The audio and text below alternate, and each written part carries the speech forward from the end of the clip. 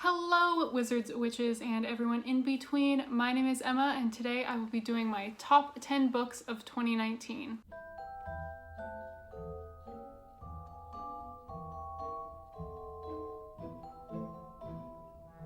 So this was a little difficult to compile because I read around 120 books this year, so picking 10 of them was a challenge. So this is in no particular order, these are just all my top 10. So the first one is House of Salt and Sorrows by Erin A. Craig. You guys have heard me talk about this a lot this year on my channel, but this is a retelling of the 12 Dancing Princesses. It's very dark and spooky at times. It gave me chills. And it follows this girl named Annalie who at one point had 11 sisters, but they're very unlucky in terms of her family's health and well-being. And that's all I kind of want to say about it, because I went into it really only knowing about the 12 Dancing Princesses aspect of it and not really much else. But it's really cool because they live in a palace by the sea, and so a lot of their decor and things are ocean themed. Like they have a huge grandfather clock that is like an octopus, and then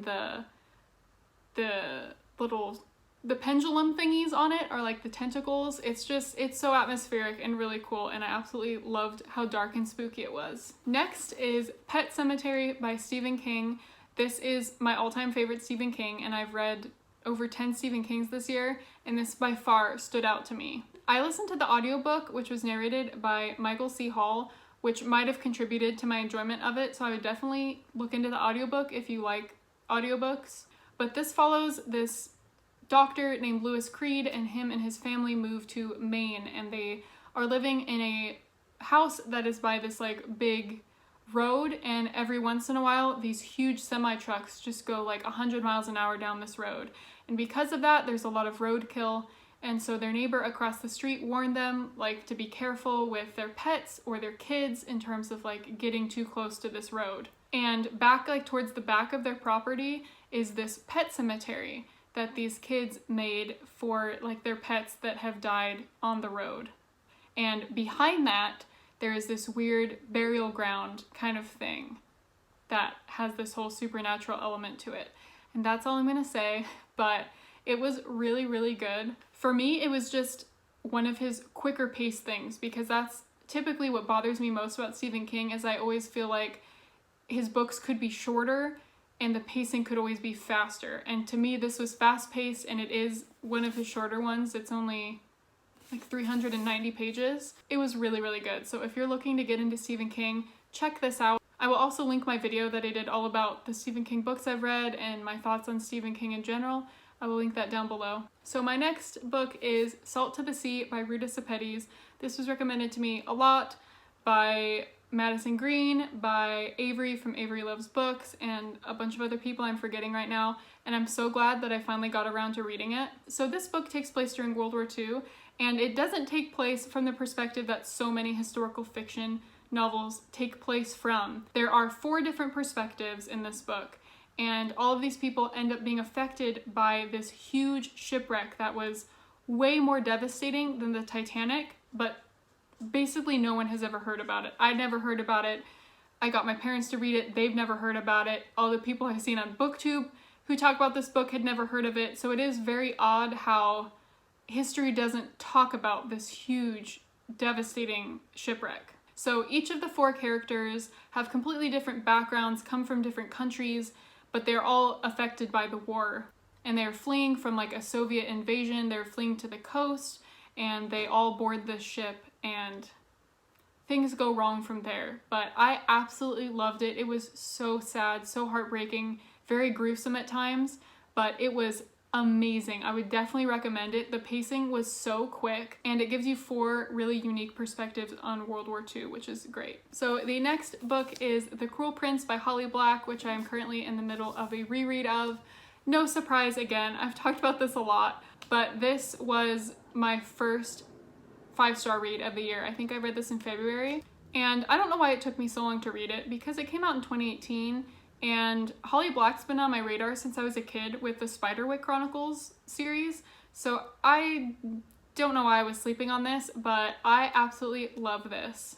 This is like a PG-13 Game of Thrones story, but set in a fairy world, and what's not to like about that? It follows this girl named Jude, who is a mortal, but she lives in a fairy world because her father is from that world, and he goes to her house, kills her family, and takes her and her siblings back to this fairy world at the very, very beginning of the book. And there's a lot of conflicts in terms of like who's going to be on the throne and things like that, who's going to rule this world. She is also she reminds me of Arya from Game of Thrones. She's very interested in defying the stereotypes, and it's great.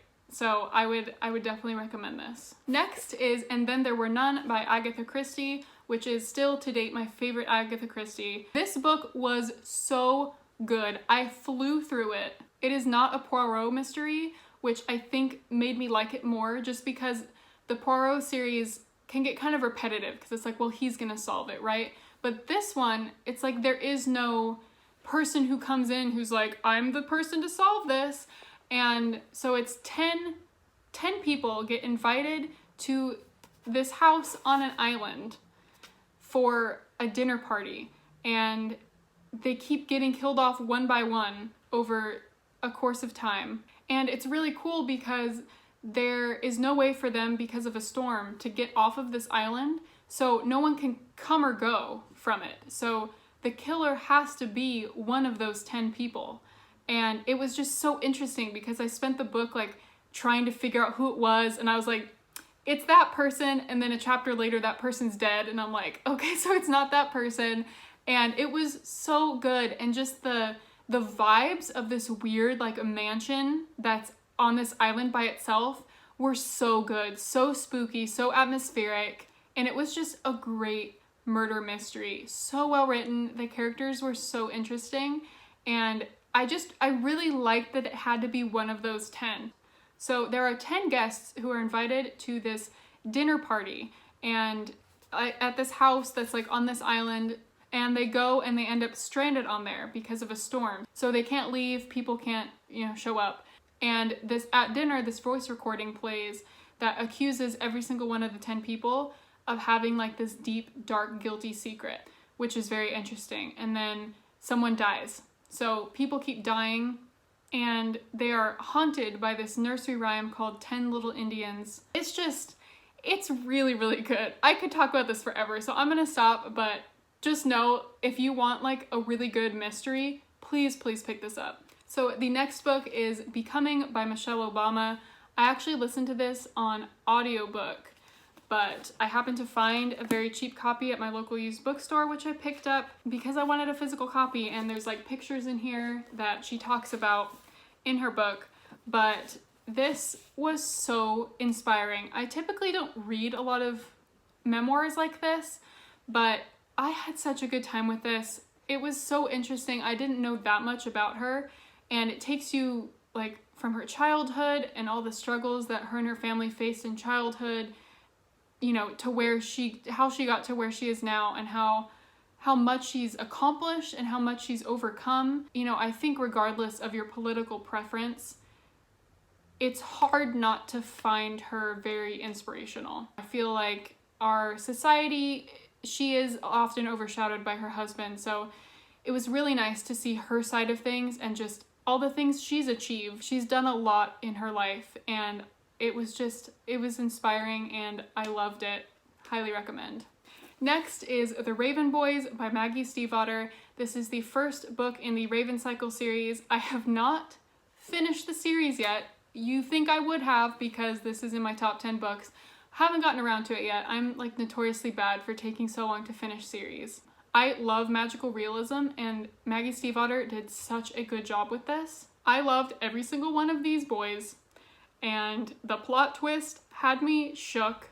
This is about a group of boys and this girl named Blue, and they end up like meeting and working together to find this dead Welsh king.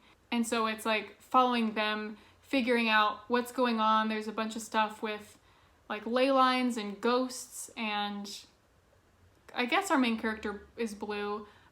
She can see ghosts, And it was so atmospheric. I love the ghosty parts, I love the magical realism, and I love Maggie Stiefvater's writing. I read the Wolves of Mercy Falls series earlier this year, and I fell in love with Maggie Stiefvater, and so I decided to pick this one up, liked it even more. So I would definitely recommend this. Give it a shot if you hadn't read it. I would just not get the paperbacks because they're the weirdest, you can't even tell on here really, but they're the stiffest paperbacks ever. So just watch out for that. I will read them because I really don't like hardbacks, but if you don't mind hardbacks, definitely try and get those. Next is War of the Worlds by H.G. Wells, and I was surprised by how much I like this. I thought that I would like it, but I didn't think I would love it. War of the Worlds, the Steven Spielberg movie, is my favorite movie of all time, so the basic plot of that obviously appeals to me. And I was surprised by how similar the movie and the book were, honestly. But it basically follows this guy trying to navigate this huge alien invasion. These kind of like tripod-shaped monsters are coming down and harvesting humans and spitting them back out as fertilizer, and it's just so, it's War of the Worlds is a classic sci-fi, and I'm so glad I finally read it. And the end of it, the movie kind of hints at that, but the book really hit home with the ending of where it does, the whole book is trying to say something. It has this message about humanity and how we need to take care of each other and protect each other. It was really cool. I really, really loved the message, and I really loved the way it was written and the story and everything. And I really need to get my hands on a copy of it for sure. Next is Something in the Water by Catherine Steadman, which I feel like I've talked a lot about recently because I did read it recently. So this is about a woman who goes on this like romantic getaway with her husband to Bora Bora.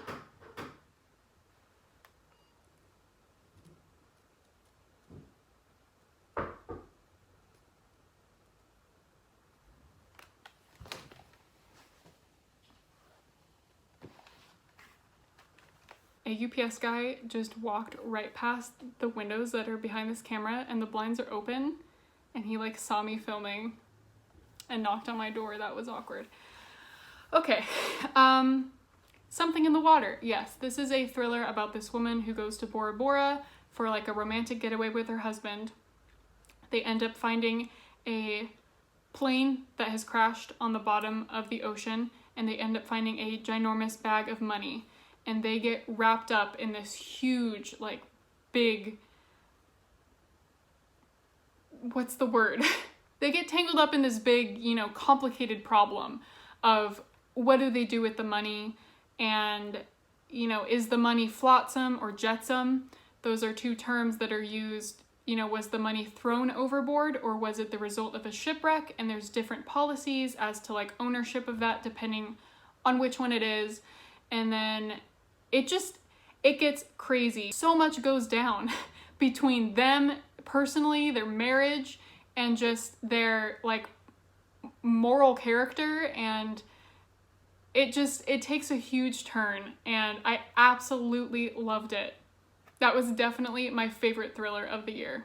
And last but not least is Little Women by Louisa May Alcott.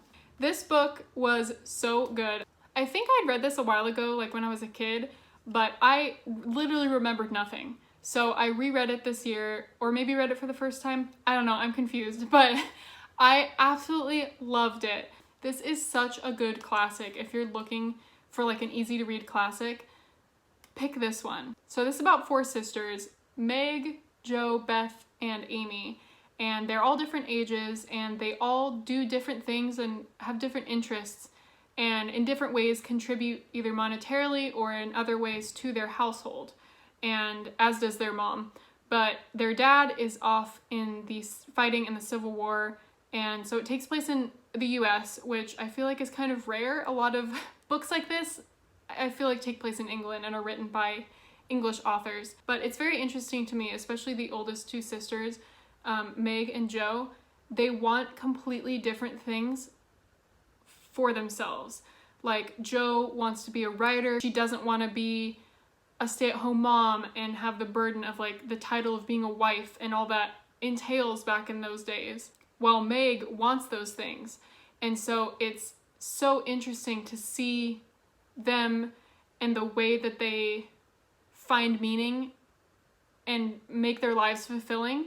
It's very feminist in that way, and I absolutely love that. And it's just a very heartwarming story about family and being happy with what you have, and it's great. It's so good.